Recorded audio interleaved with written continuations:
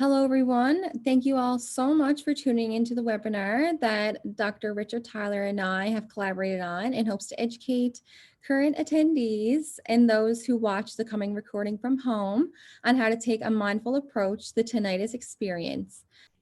Now, to formally introduce myself, my name is Hilary Hennessy, and I'm a fourth-year Bachelor of Social Work student at Memorial University of Newfoundland, who is currently at the Canadian Hard of Hearing Association for the summer. Based on my interest in harnessing a mindfulness approach in therapeutic practice, I dove deeply into academic research and resulted in finding Dr. Tyler and his extensive knowledge in this particular area, which sparked contact and this webinar today. Dr. Richard Tyler was trained as a clinical audiologist at the University of Western Ontario, and then as a psychoacoustician at the University of Iowa. He worked initially at the Institute of Hearing Research in the United Kingdom and is currently a professor in both the Department of Otolaryngology and the Department of Communication Sciences and Disorders at the University of Iowa. Rich has been visiting scholar in China, South Africa, Australia, Sweden, Poland, Germany, and France. His main areas of interest now include tinnitus and hyperacusis, as he currently treats patients weekly and provides education through hosting workshops, such as the one you are all attending today, and the annual tinnitus and hyperacusis treatment workshop for researchers, clinicians, and patients. Impressively, he has edited the Tinnitus Handbook, Tinnitus Treatments, and a Consumer Handbook, and has worked to develop the Tinnitus Activities Treatment, which includes mindfulness and much, much more. Without further ado, please welcome and join me in welcoming Dr. Richard Tyler. Thank you. Well, glad to be here and glad that so many people are becoming interested in helping our tinnitus patients. This is a wonderful thing. So over the years, we've developed a picture-based counseling strategy that we refer to as Tinnitus Activities Treatment. And we have included variations of mindfulness type things in this right from the very beginning and expanded on that. So I'm going to provide an overview of our application of mindfulness in our Tinnitus Activities Treatment protocol. So this is not the full protocol. It's highlighting some things where we're highlighting mindfulness, and we hope it will be helpful. Before I start, I just want to ask you, why is he screaming? You're all wrong. Sorry. I'll explain this later at the end. So mindfulness has become prominent in the psychological and other literature in the last 10 years. Paying attention in a particular way, on purpose, in the present moment, and non-judgmentally. So our application of tinnitus activities treatment is based on the 4 different areas that are affected potentially by tinnitus. That is thoughts and emotions, hearing, sleep, and concentration. So it's different for different people, but these are the areas that can be affected. Most of the patients we see have problems with thoughts and emotions. Most of them have hearing difficulties, sometimes caused by tinnitus, and some by sleep and some by concentration. So this is captured in our questionnaire, the Tinnitus Primary Functions Questionnaire. So mindfulness then is the guided experience of focusing full consciousness. This can often help tinnitus patients accept their tinnitus experience. And based on our psychological model that we highlighted many years ago, you have the tinnitus as one thing, and you have the reactions to tinnitus as the other thing. So it's important to keep those 2 things separate. That is the tinnitus itself and the reactions to the tinnitus. So we'll start off just saying tinnitus is a sound. Not necessarily good or bad, it's a sound. So mindfulness in general is focused on these different issues. It's not intended to change the issue, but perhaps it could indirectly change the attitude. In this case, the attitude towards tinnitus. And we want to change that from being something you can't cope with, that's uncomfortable or terrible, to move the tinnitus into the background. It's okay, it's just a sound. I can accept the sound, not good or bad. So in order to accomplish this, we need to work with the patient and see if they can change their attitude. We need to help them move the tinnitus into the background and be less disturbing. And that's our role as clinicians, to help them accomplish that. I tell all of the patients that we all have challenges in life. Life is often complicated for everybody. There's always issues going on, and the major problems in our daily life. We all have issues to go on, and mindfulness can help all of us in using these things, sometimes referred to as being at peace, experiencing things in the present. And we can think about this not just for tinnitus, but for, as I said, all aspects of our life. How can we use this to help us get through things that are challenging? Well, in our tinnitus activities treatment, I'm going to focus in this presentation only on the mindfulness aspects of that, and focus on sensations of hearing, seeing, feeling, smelling, and tasting. And we're going to apply those to the 4 primary functions affected by tinnitus: thoughts and emotions, hearing, sleep, and concentration.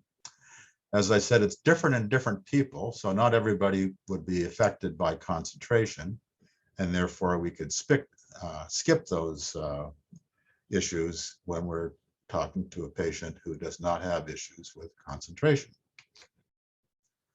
So the notion about the mindfulness is we're going to focus our attention on one sensory system at a time, only one, and we're not going to judge it. We're just going to focus our attention on that single sensory system. So the sensations we're going to explore here: feeling, smell, seeing, hearing, and taste. So we hope that we can focus other sensations or experience away from tinnitus. And when we're focused on something else, like taste, we're not focusing on the tinnitus sound in the background. We also hope to be able to focus on tinnitus, but not judging it as good or bad. So we focus this back and forth and take control of our attention. We can be aware of the tinnitus, we can attend to it, or we can not attend to it. So hopefully mindfulness can get us there. One sensation at a time. So turn off other sensations. For example, for vision, you can close your eyes. For sound, you can have a background monotonous sound like a broadband noise, and that helps turn off that sound. So that helps us achieve then mindfulness, paying attention on purpose in the present moment and non-judgmentally. So we'll focus initially on concentration. And we'll look at sensations, feeling, smelling, and seeing. So what can you do to feel something, to capture your attention only on the feeling? So one of the things we can all do is close our eyes, rub our fingers together. Feel that, rubbing the fingers together. We can also focus on our feet, our shoes. We can feel them. Just stop for a moment and think about this thing. For example, when you put your hearing aids on in the morning, you can touch those hearing aids and appreciate the sound. And by focusing on that, we're not focusing on our tinnitus. Smelling, another sensation. Tasting, 3 different strong herbal teas. So I sometimes do this when I have friends over for dinner, actually. Have different strong herbal teas available. Close your eyes, taste one, focus on the taste, appreciate it, enjoy it. Okay, now taste the second herbal tea. Focus on it, appreciate it, enjoy it. Lots of different good herbal teas out there that you can do yourself with some friends. Just focus on the taste. Seeing for concentration. Well, I always enjoy looking at clouds when I'm flying. Focus on a cloud. What do you see? What shape is there? Do you see a face? Do you see an animal? It doesn't have to be a shape. Look at the cloud. It's a peaceful cloud. Is it moving? Focus on the clouds. I really enjoy looking at clouds, actually. And I'm focusing on the cloud, and I'm not thinking about other things going on in my life. I'm focusing only on that cloud. So mindful observation can be connecting with nature, a flower, a leaf, a tree, focusing very carefully on the details, only focusing on that one thing, relaxing, examining that individual detail. Trees, when you're going for a walk in the woods, just stop and just look at that tree. Look at the tree, don't hear anything, don't feel anything, just look at that tree. So attention controlled exercises we've had in our tinnitus activities treatment for many, many years. We want patients to be able to take charge of their attention, switching from one stimulus to another. So giving them control. So focusing on some words, focusing on the picture, focusing on your tinnitus. Give them control. So the visual example we often use is focusing on something nearby, like a book or a pen, and just look at that pen. Now look out the window or down the hall. Now look back to the pen. When you're looking at the pen or when you're looking outside, you're not focusing on other things. You're focusing on the pen. An often sound example that we use is there might be people talking in the other room. There might be a fan going. Listen to the sound. Focus on that one sound.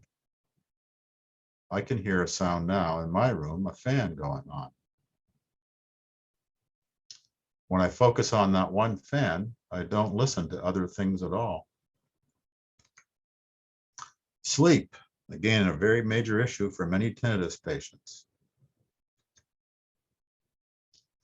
Well, we can use the sensations of feeling and hearing.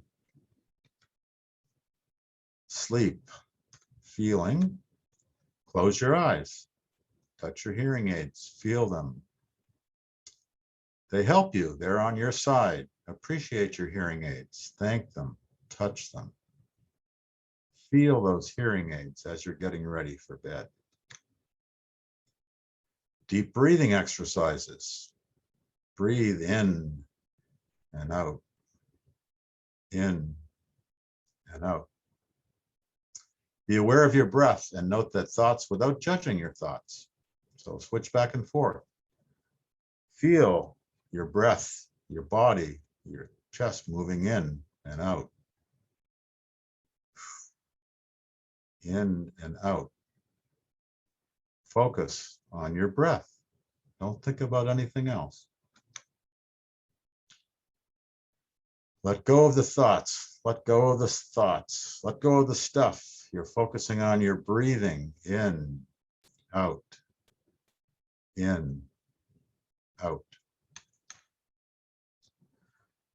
Many patients use some background sound during sleep, something that's easy to ignore, pleasant, easy to listen to. Pick a background sound during the day, also pleasant one, an easy sound to ignore, a clock ticking. For bedtime, you can play the sound first. A lot of patients, of course, use sound in their bedroom. Lie down and relax. Close your eyes. Focus on that sound. Relax. Focus on that sound. We use progressive muscle relaxation. It's one of the first things we included in our tinnitus activities treatment before mindfulness became prominent. This is systematically tensing and relaxing groups of muscles. So when your muscle is tensed, when your muscle is relaxed, your muscle is tensed or your muscle is relaxed. So for example, I could say, clench your fist and clench it tightly. Feel your fist tight, clench it. Okay, now gradually, gradually, gradually reduce it. Reduce the tension in your fist. So this is progressive muscle relaxation, not exactly mindfulness, but basically the same approach. You're focusing on one thing in particular and taking charge of that muscle, relaxing it and tensing it. And when you're doing that, you're not thinking about other things.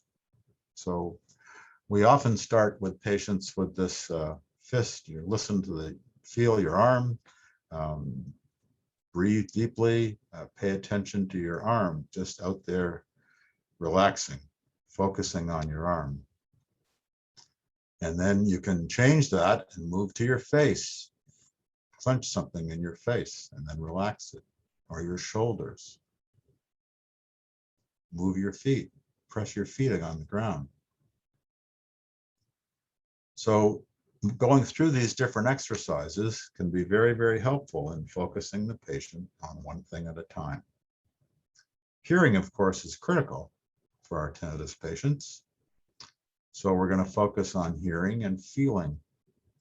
So you might listen to a book reading. It could be a story, a poetry, or it could be easy listening music in the background. Close your eyes. Listen to the music. Listen to that music. Listen. We can do this with the individual in the clinic. We practice these items, can send them home with some things they enjoy, listening to the music. So here we have headphones on. They don't have to worry about other sounds, and they have their eyes closed. Listen to the music. Peace. Don't judge the music, just listen. Now listen to your tinnitus. It's a sound. Now listen to the music. It's a sound. Now listen to your tinnitus. Choose some music that you like. Choose some music you don't like. Just listen to it. Don't listen to anything else. Listen to that music. You don't have to judge it as being something good or something bad. Now go back and listen to your tinnitus. So a lot of patients are sort of struggling not to listen to their tinnitus, and this approach is somewhat contradictory for some of these patients, but that's okay. What you're doing is having them taking control and focusing on one thing at a time, not judging it. And they can listen to a sound and they can intentionally listen to their tinnitus. This is mindful listening. Listen to a fan, a motor in the background. Turn on an instrument you're not familiar with. Don't judge the sound. Listen to that sound. Let it take over. Just listen to it. Listen to the sound. Instrumental music can be very helpful because there's lots of different instruments, and you can choose one instrument to listen to, and then another, and then your tinnitus, and focus on one instrument, then focus on another. So you're taking charge here of what you're listening to. It isn't like you're being overwhelmed by this tinnitus sound. You're actually in charge of your ability to listen to different sounds, and you can listen to them without judging them. Mindfulness is in the moment, so you don't have to fight to ignore your tinnitus. You can accept it in a friendly way without judging it. It's tinnitus. It's a sound. It's not a good sound or a bad sound. Sometimes we use a reading example here. So read something, a novel, a poetry, with some sort of noise or music in the background. You can focus on your reading and ignore the music in the background, but you can also focus on the music and then focus back to the reading. So you're in charge of your attention. So we're going to practice paying attention to the reading while ignoring the noise or the music. So this is really important for the patients, to listening to different sounds, because the sound, of course, is part of their tinnitus challenge. So having some sounds that they like or some sounds that they don't like, we have some of these in the clinic. We can play for them. You can use your smartphone if you want, but you want to give them some exercises that they can actually work with. So switching their attention is critical here. It gives them control of what they're doing. They can practice some exercises each night and go through some of these things, switching their attention back and forth, back and forth. And if they're listening to two different sounds, when they're listening to those sounds, they're not listening, they're ignoring their tinnitus. And that's something very useful to point out to the patients that, okay, here's an opportunity for you when you're getting ready for bed, when you're sitting in your office, take a moment and listen to some other sound. So you have control over things. And listen to your tinnitus. Don't judge it. Be aware of the sound, attend to it, and then not attend to it. Don't judge it. It's only a sound.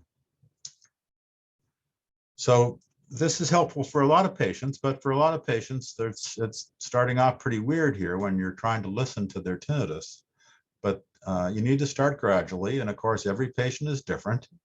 In our tinnitus activities treatment, the first thing we emphasize is to connect with the patient. So you want to let them tell their story. You want to understand what their individual differences are. You want to show them that you care about them and that you want to walk them through. And this presentation here is focused only on the mindfulness, but it's only on one aspect of our tinnitus activities treatment. I just want to emphasize that. I'm just going through examples of using mindfulness for these tinnitus patients. So thoughts and emotions, sensations, seeing, feeling, smell, and taste. So this is one that I like. Being on the beach, So I actually had a cataract removal from my eye a couple months ago. And in the operating room, I chose not to have the detailed anesthetic. I could hear what was going on in the room. I could feel them in my eye, but I was being mindful. I focused on this palm tree. I focused on the waves. I remember being on the beach in Jamaica. I could hear those waves. I could feel the wind. I could feel the sand on my feet. And when I was thinking about that and emotionally tied to that experience on the beach, I wasn't thinking about them working on my eyes and surgically doing something in there. I could certainly focus back on that and feel them, but it was easier for me to cope with that operation when I was focusing on the beach and the sand and the surf. So with your patients, it can also useful to pick something that happens every day. So touch a mug, get your coffee mug. What's it feel like? Instead of just drinking the coffee, what's it feel like when you touch that? If you're sitting right now, what's it feel like sitting? You have your arms resting on something? Feel that arm resting on something. Feel yourself picking up that coffee. So that the notion here is to explore that feeling, explore the touching sensation. That's one way of thinking about thoughts and emotions.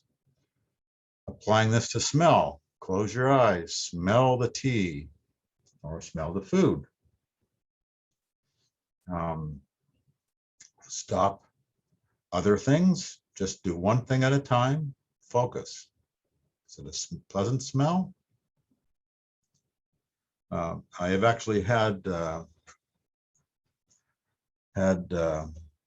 food parties at my home, and I've actually had one course where I blindfolded the guests at the table, and I had them taste 3 different things when they could only taste them. They couldn't see them or couldn't feel them. Feel them in their mouth, of course, but one step at a time. So the idea again is to explore these different sensations. This example is smell.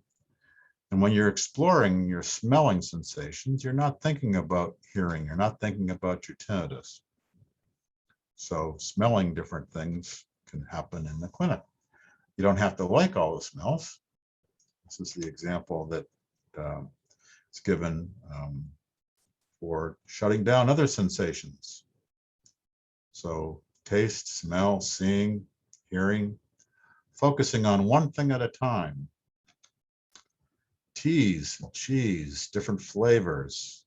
Close your eyes and just focus on those individual sensations.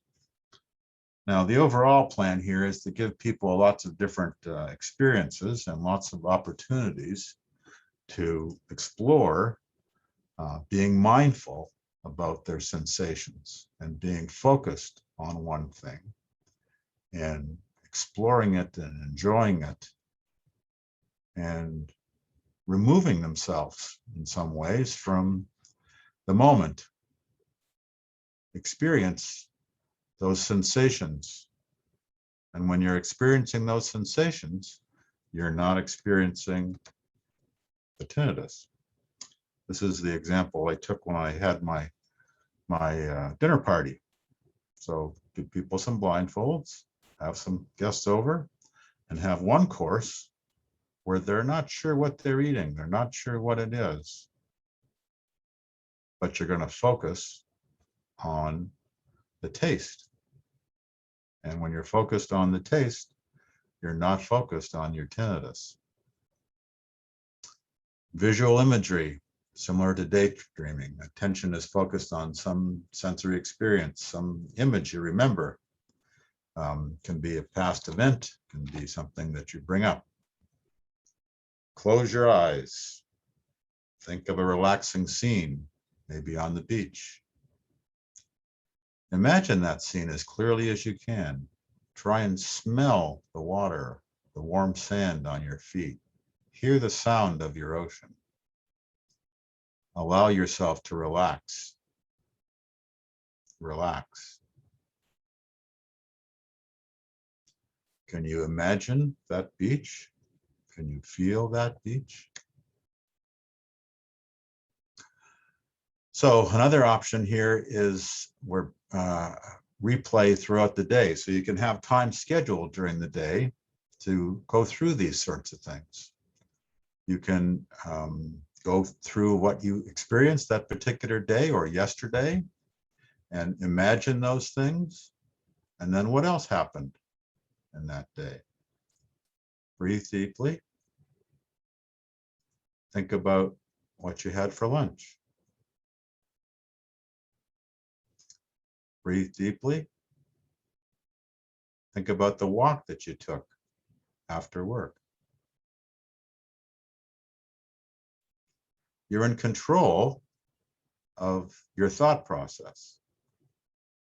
You're thinking about life, thinking about experiences, and you're not thinking about your tinnitus. So when to apply this sort of thing?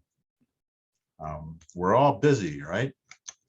We're all busy with life. We all have lots of things going on, and there's lots of things going on in our mind with lots of things that we're trying to deal with in life.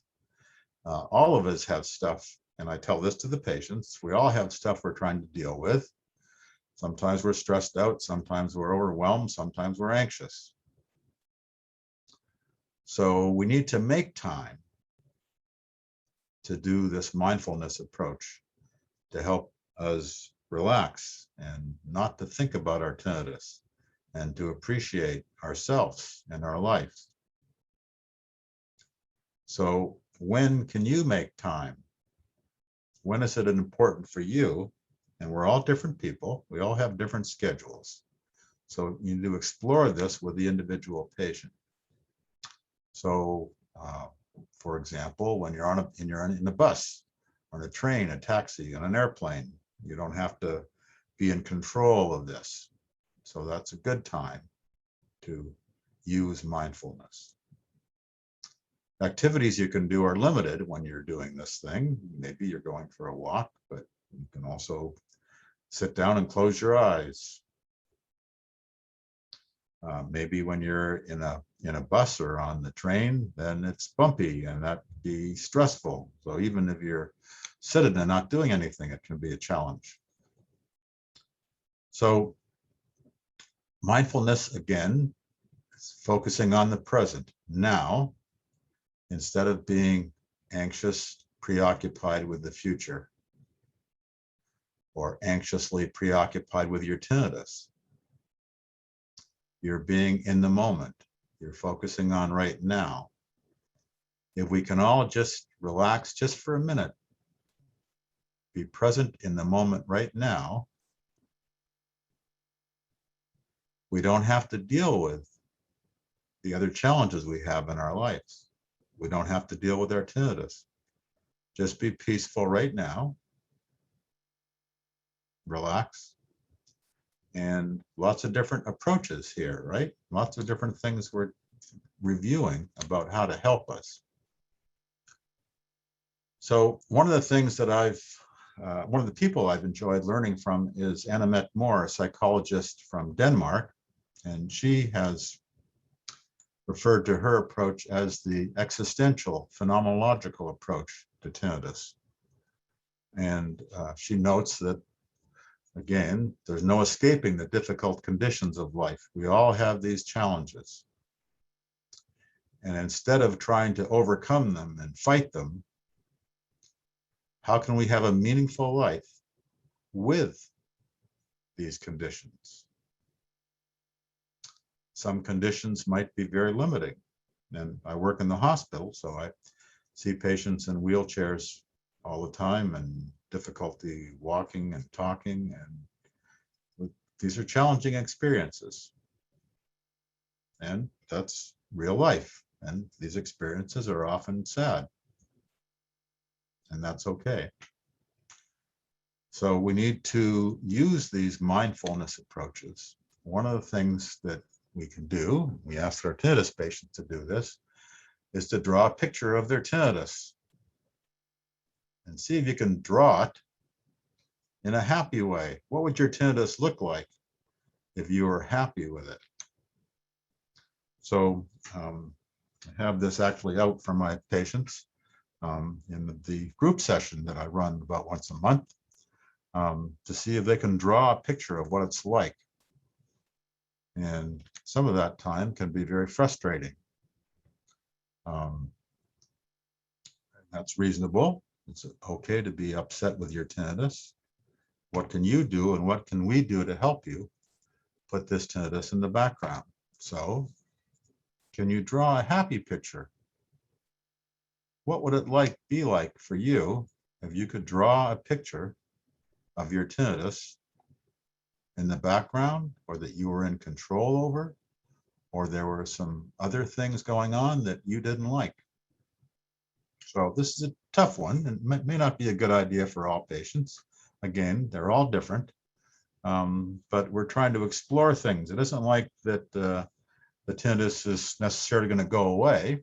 So when they leave your clinic, they're going to have to deal with this. And the idea generally here is to produce some strategies that they can use on their own.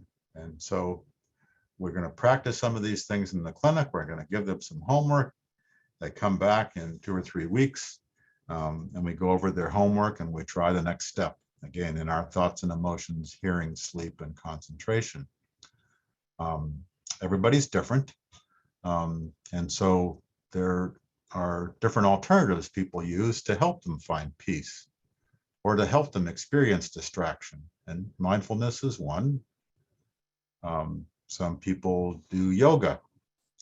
Some people involved in meditation, Tai Chi. There's art therapy that goes on in our hospital, actually. They have an art therapist. Horse riding therapy. So amazing what all the options are these days. And of course, that includes lots and lots of different things on our smartphones. So we're all different. And so what can you do as a clinician? What works for you? And that's a good step in helping you appreciate what are the issues and the challenges and what are the steps to help your patient find peace and find a distracting experience that is peaceful. So there's lots of apps these days. Of course, a lot of junk on the internet as well. But there are some things that you could explore with yourself, and they can also change on a regular basis. But there are lots of different relaxation and meditation apps that the patient can use for some guidance. Lots of different things that can move forward with this. These are some of the things that we found beneficial, I'll just say, and that we have recommended some of these to patients. Again, these things change, so be aware of this, and I'm not trying to promote one versus the other, but a lot of the hearing aid companies and a lot of the people trying to promote tinnitus therapies have developed some of this meditation space and mindfulness space. And we're all different, and that's okay. So we can explore some of these in the clinic with the patients and let them explore some things for some homework, see what works best for them. Some of them include imagery. So I said, for example, focusing on the clouds. Some of them involve breathing exercises, breathing in, breathing out. Some of them are focused on sleep, as we know that sleep is a major problem for many tinnitus patients. So moving through those sleep issues can be very, very helpful for lots of people. So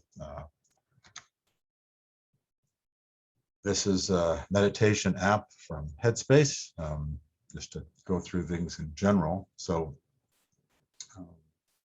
exploring these with a different patient can be a very, very helpful thing. Again, everybody's different and lots of different strategies available for many different patients. So what I want to say is that these patients are all different.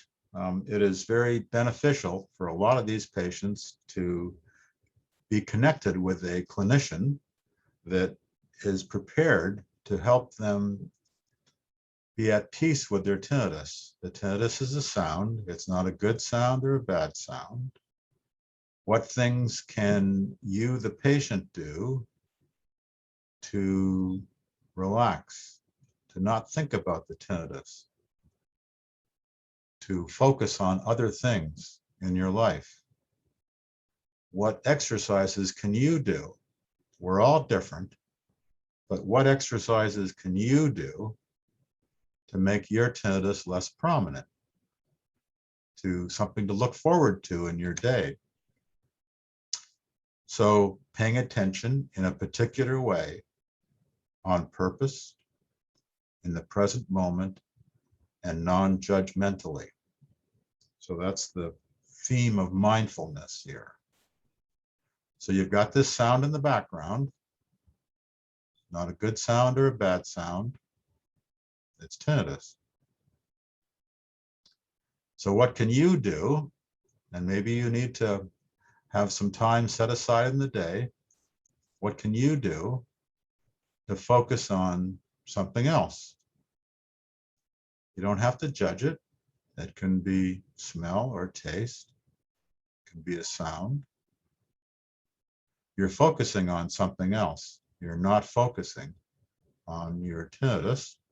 Could focusing on it for a moment and then focus on something else. So you're taking charge of what your mind is moving towards, of what you're listening to, of how you're reacting to those sounds. So everybody's different, but you've got these sound, thoughts and emotions, hearing, sleep, and concentration. You can use the mindfulness strategies to help with the thoughts and emotions. The tinnitus is a sound. It's not a good sound or a bad sound. You can focus on that tinnitus. You could focus on some other sound. You don't have to have an emotional reaction to your tinnitus. It's just a sound. Can you practice doing that when you're in control of what you're listening to and you're relaxed and you're being mindful, and you don't have to have a negative reaction, a negative thought to that tinnitus. The tinnitus can interfere with hearing, but you can also play other sounds. You can listen to the waterfalls. You can listen to the music. You can listen to your tinnitus. You can listen to the waterfalls. It's a sound. Sleeping is a reasonable difficulty for tinnitus patients. You're not alone in the challenges you're facing to deal with your tinnitus. So what can you do when you're getting ready for bed? What can you do when you're in bed trying to sleep and you have your tinnitus there? Well, you can have some other sound in the room and focus your attention. Be mindful of the other sound. You can be mindful of the bed under your back, how it's touching you, the pressure. You can have some sound. You can feel something. So sleep is a common issue, and the mindfulness approaches to that can be very helpful for some patients. Concentration. You can concentrate on a taste. Is it a sour taste? Is it a sweet taste? When you're concentrating on that taste, you're not concentrating on your tinnitus. Concentrating on the smell or the taste or something you're listening to can all help patients be mindful that their tinnitus is in the background. They can concentrate on other things. They can control their concentration. Their tinnitus is not in charge. They can practice concentrating on other things. And that might be useful when they're alone and when they're there with their tinnitus. What else can they have with them so that they're thinking about something else? I sometimes say to the patients, the more you're thinking about your tinnitus, the more you're thinking about your tinnitus. So what can you do to change your attention? What can you do to focus on something else? And we're going to practice some of these things, and you're going to have some homework, but you're in charge here. You can control what you're concentrating to. So in summary, I focused entirely on mindfulness approach in general. And again, that's not only a part of our tinnitus activities treatment, but the mindfulness can be very, very helpful for some patients, helps them take charge. So typically, you're focusing on one sensory experience at a time. You're focusing on one experience, one sensory experience at a time. You're not thinking about sound. You're not thinking about light. And then you can take the time and practice and explore carefully in detail what that taste is or what that image is that you're focused on. And you're not judging it. You're focusing on one thing, and maybe you can enjoy that one thing. Maybe you can just focus on it. When you're doing that, you're not thinking about your tinnitus. There might be times in the day that we have to deal with life and we have challenges. We all have stress in our life, and that would include your tinnitus. We have challenges, and that's just part of real life. So in our daily life, we have to set aside time. We have to choose some times when we can be mindful, when we don't have to deal with other things. We can be mindful and experience something without experiencing our tinnitus, without experiencing our stress. We do have control over our thoughts and emotions. We have control over what we're sensing. And it really is interesting that we can focus on one thing, including a sound. We can focus on one thing, including our tinnitus. And then we can focus on something else. We have control, and practicing these things in the clinic and providing examples of these things for the patients to do in homework, giving them this control can be a very, very helpful thing. They're not overwhelmed, they're not hopeless, they're not helpless. They can control parts of their life. They can control their mind and how they're reacting. When they're doing this and when they realize they have control, they can experience peace. It's a time during the day when they're not overwhelmed, when they're not thinking about their tinnitus, when they're relaxed, when they're imagining a good experience, when they're imagining a smell. So some time must be created into their calendar to do this, to practice this. And the bottom line, therefore, is that we can enjoy life. We can experience life and enjoy ourselves. There's challenges, but there are lots of rewards and things that all of us can do to enjoy ourselves, to put our tinnitus in the background. The tinnitus is a sound. It's not a good sound or a bad sound. We can control things. We can listen to other sounds. We can listen to tinnitus. We can listen to other sounds. So we indeed are in control of our life. We can set aside some times to relax, to think about other things, to be mindful. When we're doing that, our tinnitus is in the background. So everybody's different, but what I want to do is to provide a very broad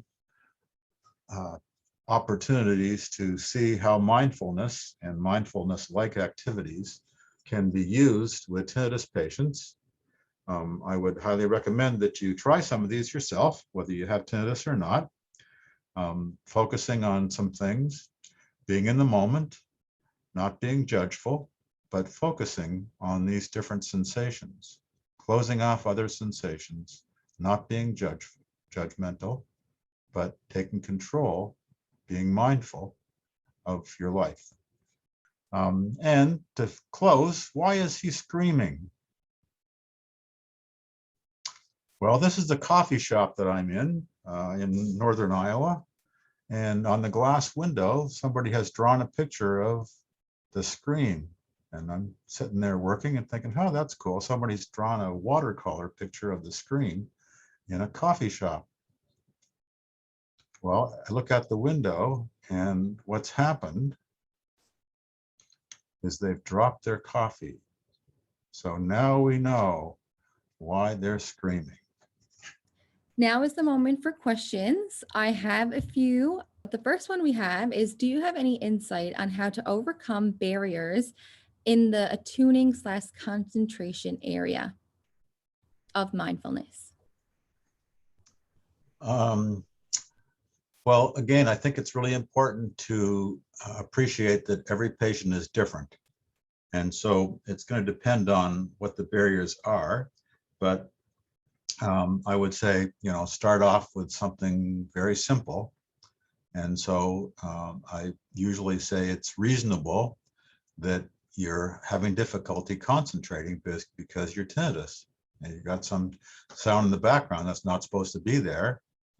That's going to be distracting. So I try and start off validating their challenges. That's reasonable. And so then I say, okay, well, in terms of the mindfulness approach here, what can you do to focus on something else, to concentrate on something else? And we have examples in the clinic. They can be sounds or even smells or a visual image.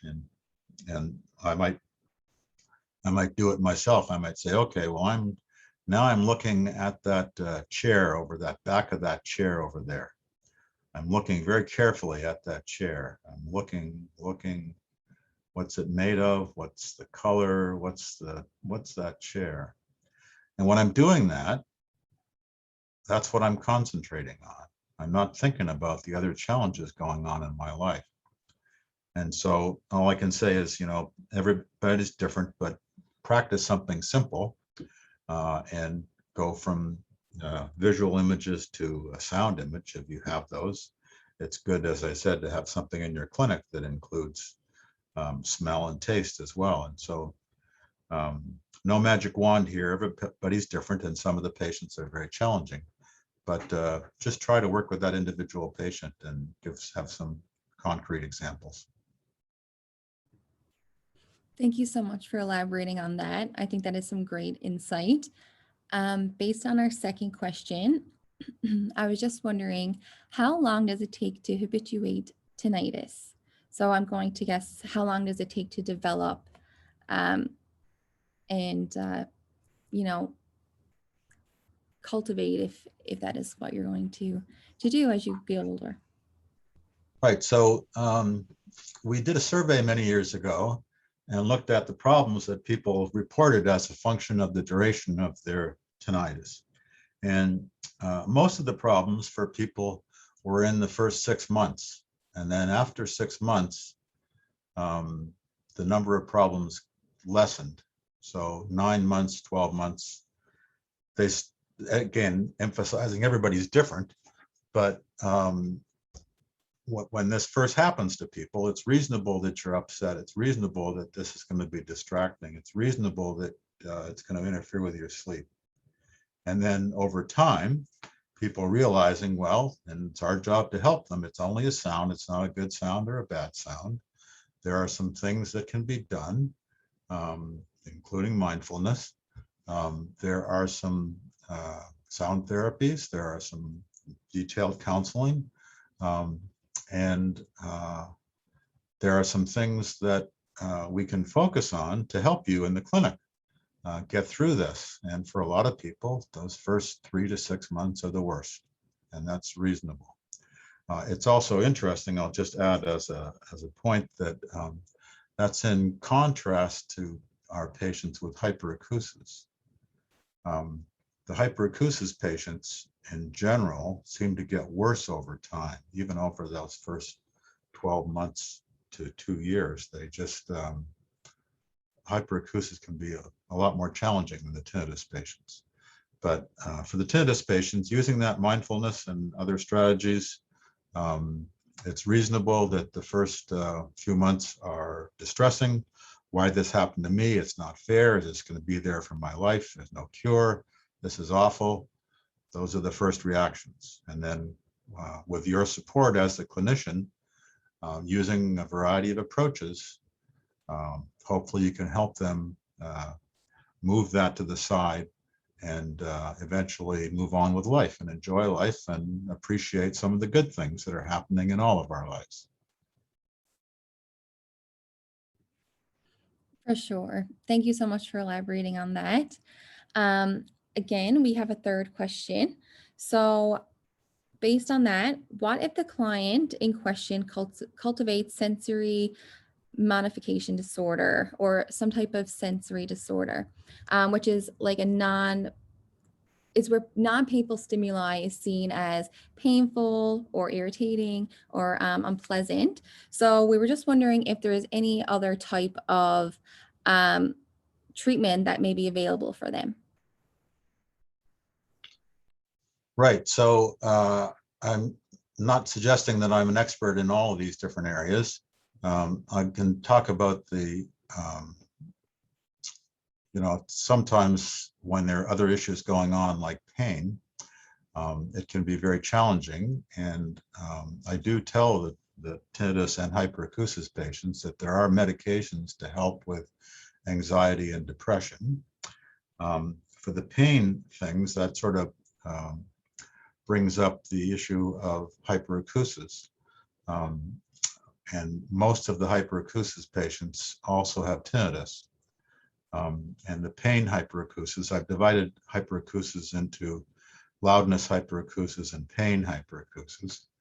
And the pain group is the worst. And some of them, in the extreme case, don't leave home. They quit their job, they close the doors and lock the doors and try to control every single sound they're exposed to. So